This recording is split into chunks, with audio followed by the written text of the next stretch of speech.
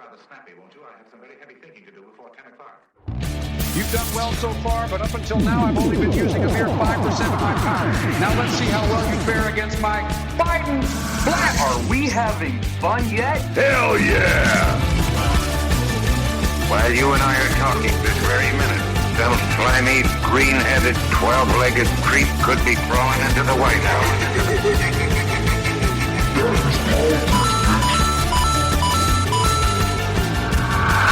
After all, if our national leaders were elected on the basis of tricky slogans, our country would be in a terrible mess. Hello, everyone, and welcome back to our final episode of 2025. And we are adding a part 4 to our ongoing Regressive Evangelism of America series. Today, we'll be talking about how the Christian right created a society and politics of greed and selfishness that's susceptible to conmen. If you have ever held a magnifying glass up to the teachings of today's far Christian right, you may have noticed a stark departure from the traditional teachings of Christianity. Where charity and service were once emphasized, they have increasingly been replaced by a winner-take-all prosperity gospel under the guise of the American dream, tragically and ironically fitting for a hyper-capitalistic society like the United States. Their mantra is simple: God helps those who help themselves. It is a faith rooted in the belief that no matter how wealth is required, it is inherently God's plan for you to have it, even if it comes at the expense of your fellow human beings, and that no one has the right to take it away. Charity and good works are at best optional. It is your divine right to hoard as much wealth as possible because, as one of their for-profit prophets, Vincent Peale, once stated, empty pockets never held anyone back, only empty heads and empty hearts. It is no coincidence that this theology is embraced most enthusiastically by wealthy billionaires, right-wing politicians, and the conmen who orbit them in and around Washington. It has been carefully manufactured to justify widening wealth inequality and the political and legislative decision that reinforce it.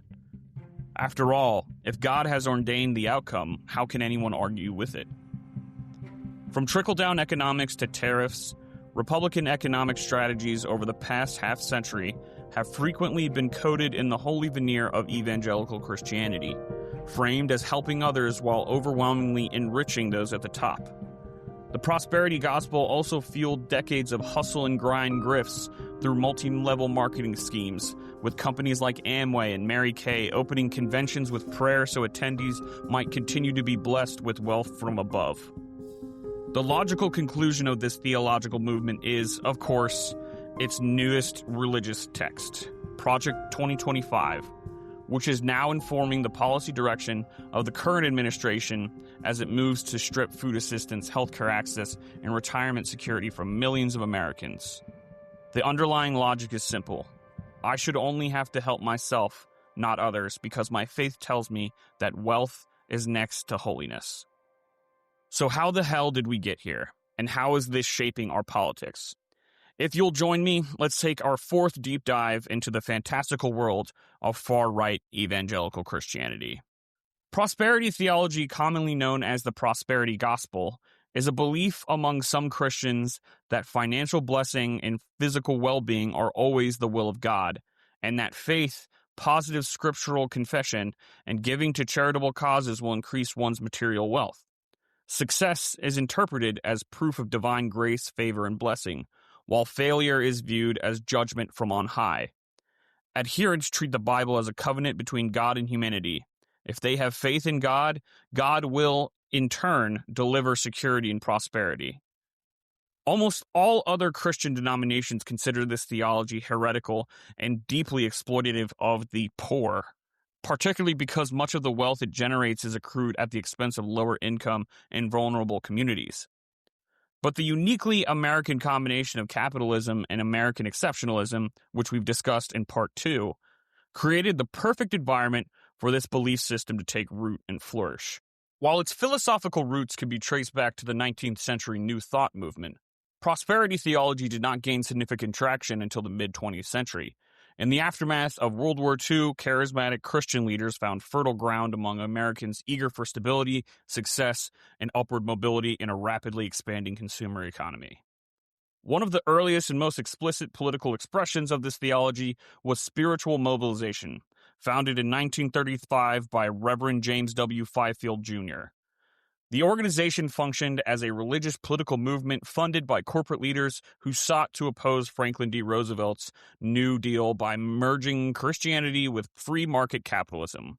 Fifield argued that the expansive government programs of the New Deal represented a form of pagan statism that threatened spiritual freedom, individual liberty, and private enterprise.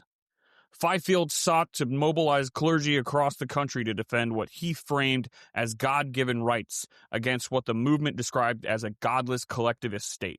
The organization's credo reflected the everyday politics of millionaires in Fifield's congregation, asserting that men were creatures of God endowed with inalienable rights and responsibilities, explicitly enumerated as the liberty and dignity of the individual in which freedom of choice, of enterprise, and of property is inherent.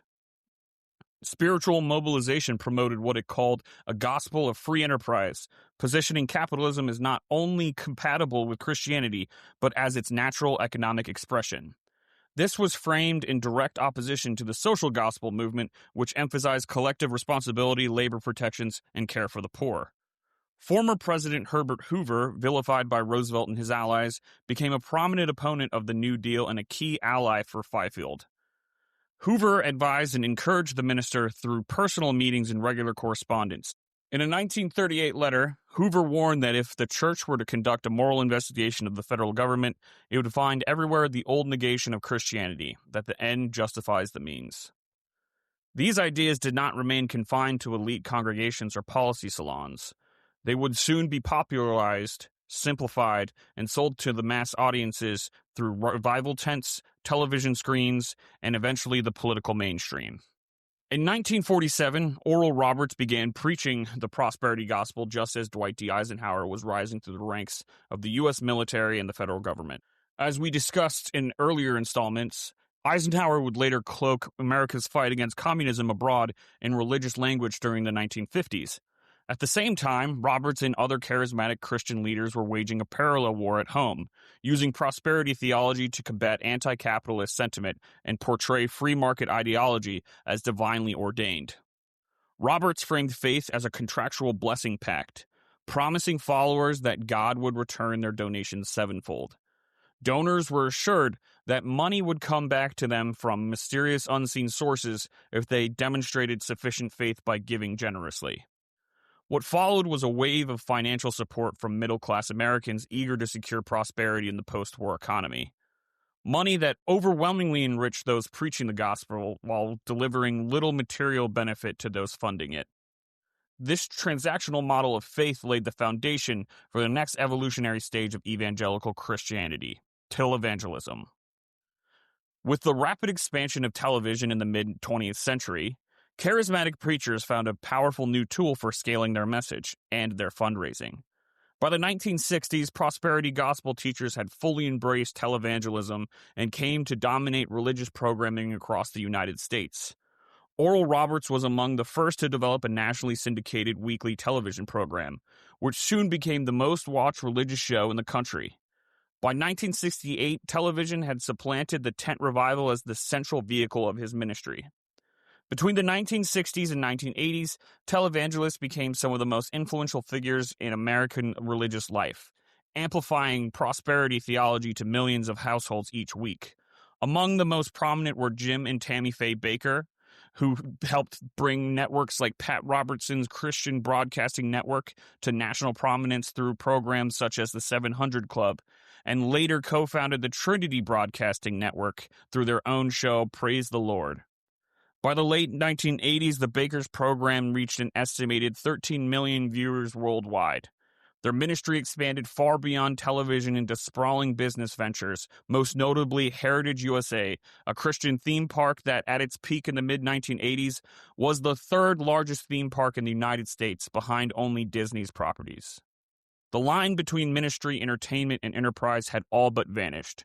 Though the Bakers would eventually become synonymous with scandal, their broader impact on American evangelicalism and mass media religion remains undeniable. They demonstrated that faith could be packaged, branded, and sold at scale, and that religious devotion could be leveraged into immense political and financial power. Other prosperity gospel figures quickly followed their lead. Televangelists such as Joel Osteen and Joyce Meyer refined the model for a new generation, while Paula White, perhaps the clearest inheritor of this tradition, would go on to become Donald Trump's personal pastor and spiritual advisor. Yet televangelism alone did not explain how a prosperity gospel preacher could move from a television studio to the inner circle of a sitting president. For that leap to occur, prosperity theology needed to fully merge with American self-help culture, salesmanship, and political ambition. As prosperity theology was taking the country by storm religiously, the ideas it spurred inspired countless books, think pieces, and schemes in the worlds of business and politics. Around the same time, Reverend James W. Fifield began mobilizing clergy, and Oral Roberts was drawing crowds into his healing tent revivals. The self-help genre was gaining popularity among Americans, looking for a roadmap to personal success in a rapidly changing economy. The most famous of these early works was Dale Carnegie's How to Win Friends and Influence People. Carnegie began as a night class instructor at a YMCA in New York City, teaching aspiring salesmen how to secure more business and be more effective in their roles. He focused on improving conversational skills relating to people's personal lives and appearing empathetic to make selling easier. When one of his students, Leon Shimkin of Simon & Schuster, persuaded Carnegie to transcribe his 14-week course into a book, the result became one of the most influential nonfiction titles in American history. As one of his most prominent critics, Sinclair Lewis described Carnegie's method as teaching people to smile and nod and pretend to be interested in other people's hobbies precisely so that you may screw things out of them. That was, of course, the premise of Carnegie's course in the first place, a lengthy program designed to keep people paying for lessons that could have been summarized in a half-hour conversation. It was a business model that 21st century coaching schemes and multi-level marketing operations would later refine and monetize. In 1937, Napoleon Hill published Think and Grow Rich, outlining a so-called philosophy of achievement based on 13 principles for success drawn from the lives of wealthy figures like Andrew Carnegie and Henry Ford. Hill's central message was that the only thing keeping someone from becoming rich was the wrong mindset. Change how you think, and wealth will follow. The result was a worldview that elevated individualism, rejected collaboration, and framed economic failure as a personal moral shortcoming rather than a structural reality.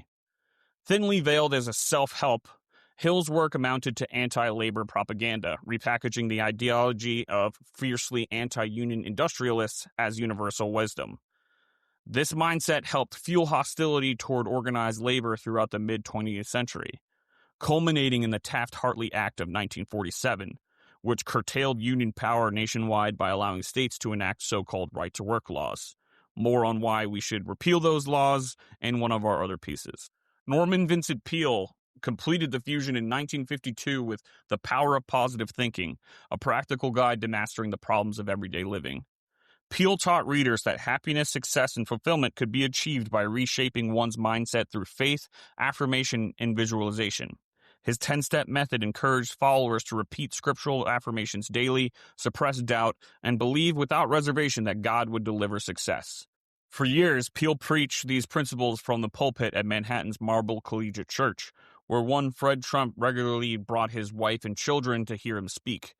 From a young age and in his formative years, Donald Trump later referred to Peale as his pastor and credited him with shaping his business philosophy, even claiming that Peale's teachings helped him survive nearly $1 billion in debt. This mindset, absolute belief untethered from material reality, would come to define Trump's public life. If he believed strongly enough, success was inevitable. If it failed, it simply was not to be. Facts became flexible, failure became unspeakable, and confidence itself became the product. In that worldview, faith, salesmanship, and political power are not just aligned, they are interchangeable. The prosperity gospel, crashing headlong into the greed is good ethos of the 1980s, created an almost perfect breeding ground for something uniquely American. You will often hear the right prattle on relentlessly about how America is a meritocracy. where everyday citizens are told to pull themselves up by their bootstraps to achieve success. Nothing should be handed to anyone, an irony that becomes hard to ignore when so much of their leadership, including the head of their party, Donald Trump, comes from inherited wealth. This fixation on meritocracy also explains why so many Americans became uniquely susceptible to pyramid and multi-level marketing schemes beginning in the mid-20th century.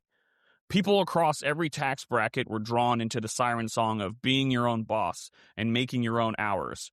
The promise that anyone could will themselves into success was so intoxicating that millions put themselves into financial ruin chasing it, all while funneling wealth upward to a small group of people who became extraordinarily rich and politically powerful.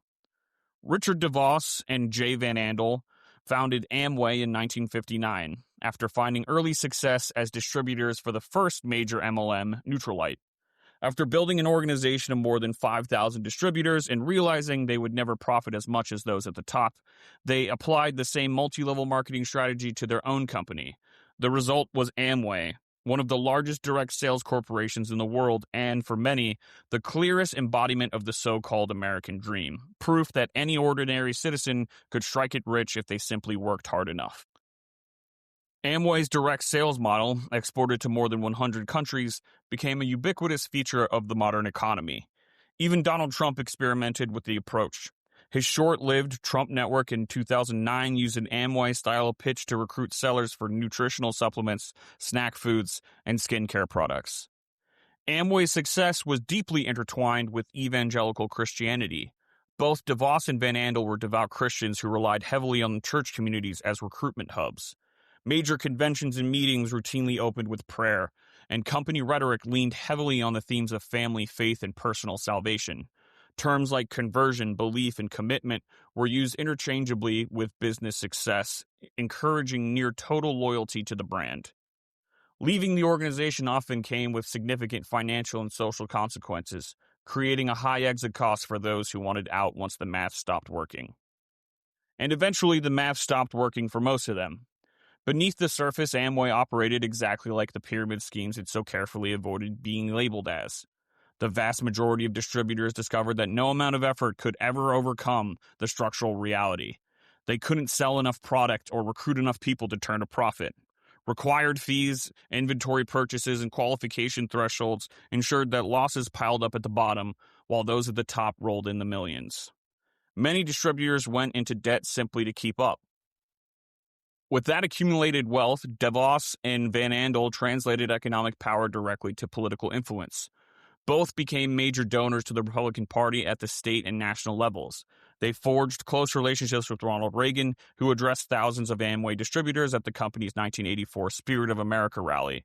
Their financial support for Reagan's 1980 and 1984 campaigns proved invaluable, particularly as Amway faced investigations and fines abroad for pyramid scheme-like practices.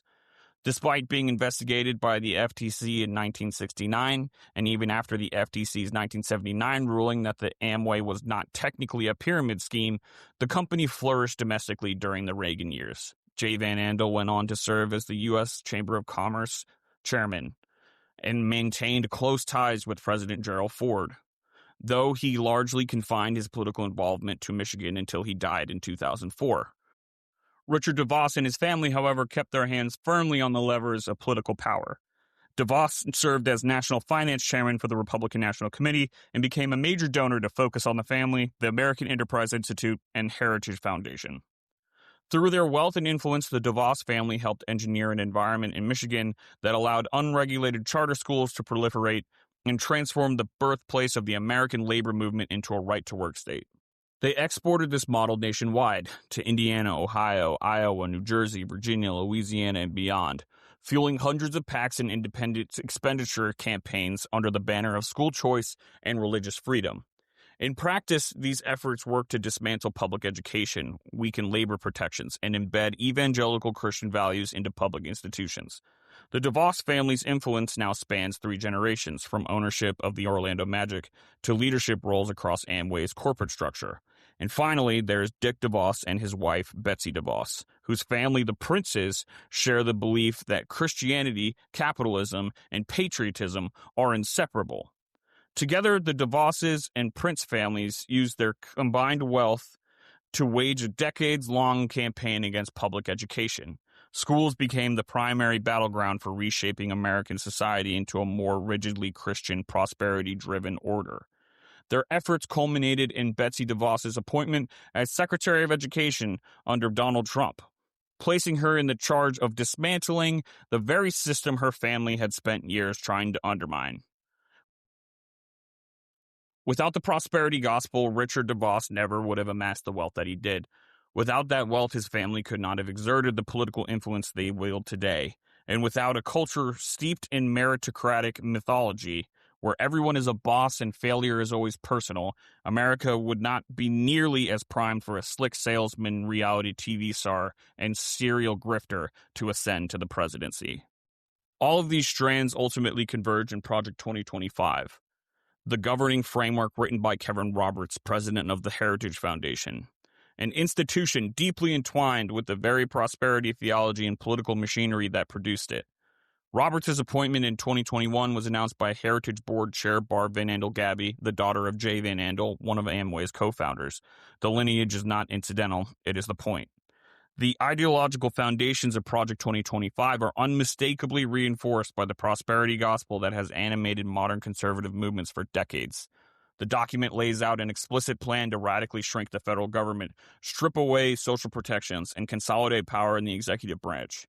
Its policy prescriptions include ending access to the abortion pill mifepristone, easing child labor laws, dismantling the administrative state, weakening environmental and labor regulations, and completing Betsy DeVos's long-standing project to eliminate the Department of Education. Much like the theology and business models that preceded it, Project 2025 systematically downplays the importance of labor, collective bargaining, and fair compensation. The document includes an entire section devoted to independent contractors, recommending a return to Trump-era rules that made it easier for employers to classify workers as temporary or contract labor rather than full-time employees with benefits and protections. The language is revealing. Roughly 60 million Americans across all income groups, ages, education levels, races, and household types participate in independent work, including full-time, part-time, or as a side hustle. People choose independent work for a variety of reasons, including flexibility, earnings potential, and the desire to be one's own boss. This rhetoric is lifted directly from the prosperity gospel and multi-level marketing playbook: flexibility over stability, aspiration over security, and personal belief over material reality. It treats precarity as freedom and casts exploitation as choice. In his foreword, Roberts invokes the year 1979, the same year the FTC ruled that Amway was not technically a pyramid scheme, arguing that both 1979 and 2023 represented moments when the country and conservative movement were in dire straits before being rescued by Ronald Reagan. In Roberts' telling, Reagan's triumph came from championing the dynamic genius of free enterprise against the grim miseries of elite-directed socialism. The language could have been lifted directly from the speeches, columns, and donor memos circulated by the DeVos and Van Andel families in the 1980s. Though Donald Trump initially attempted to distance himself from Project 2025 during the campaign, the document ultimately appealed to him because it articulated the society he has always envisioned. In this world, power is autocratic and centralized, ordered around insular family dynasties overwhelmingly led by white men. Oversight is minimal or non-existent. Work is constant, temporary, and unpredictable. Social obligation disappears. People do not owe one another anything. These tenets are not merely political preferences. They are the direct inheritance of prosperity theology. They flow from a belief system that treats wealth as a moral proof, poverty as personal failure, and hierarchy as divinely ordained. What we are witnessing now is the exertion of the political power steeped in the religious dogma, made flesh through policy and governance, and Americans are suffering for it. The more clearly we understand the ideological architecture we are up against, not just a party or a candidate, but a decades-long fusion of theology, media, money, and power, the more obvious it becomes that incremental responses will not suffice. Countering the movement requires boldness, clarity, and a willingness to confront the religious fanaticism that continues to justify greed, cruelty, and authoritarianism in the name of God. The prosperity gospel did not merely distort Christianity, it hollowed it out, refilled it with moral logic of the marketplace. In doing so, it transformed faith from a call to mutual responsibility into a license for accumulation, hierarchy, and indifference. Wealth became virtue, poverty became failure, and power, once sanctified, became untouchable. Over decades, this theology was professionalized, broadcast, and monetized. It moved from pulpits to television studios, from revival tents to boardrooms, from self-help paperbacks to political platforms. Along the way, it taught generations of Americans that suffering is deserved, that help is weakness, and that anyone promising salvation, financial or spiritual, should be trusted if they sound confident enough.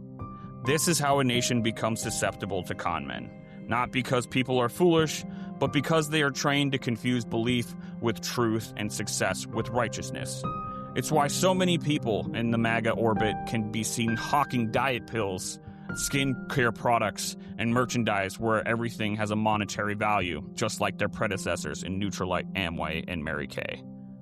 Project 2025 is not an aberration. It is the logical endpoint of this belief system made policy, an attempt to codify society where obligation disappears, labor is disposal, and the powerful are shielded by money and God.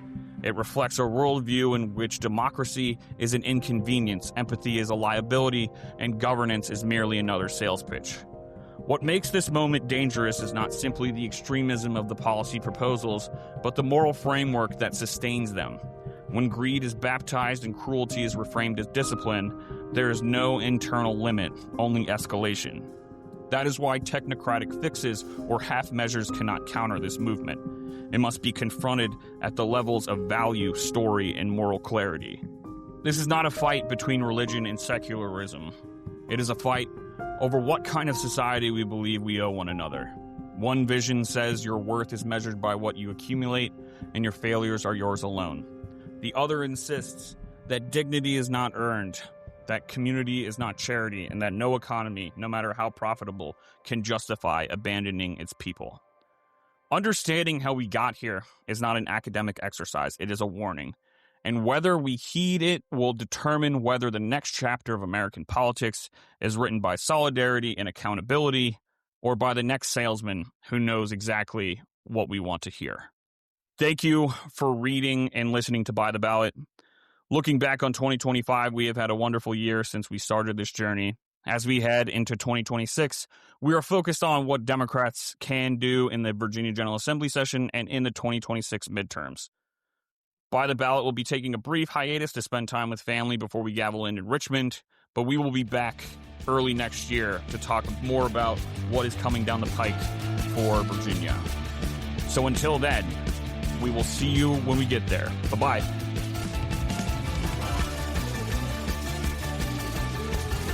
Thank you for reading and listening to By the Ballot. By the Ballot is an opinion series published on Substack, written, hosted, and produced by Matt Royer. Our theme music is Blah Blah Blah by The Revolution. All views expressed are solely those of the author and should not be interpreted as reporting or objective journalism or attributed to any other individual or organization. This publication represents personal commentary, analysis, and opinion only.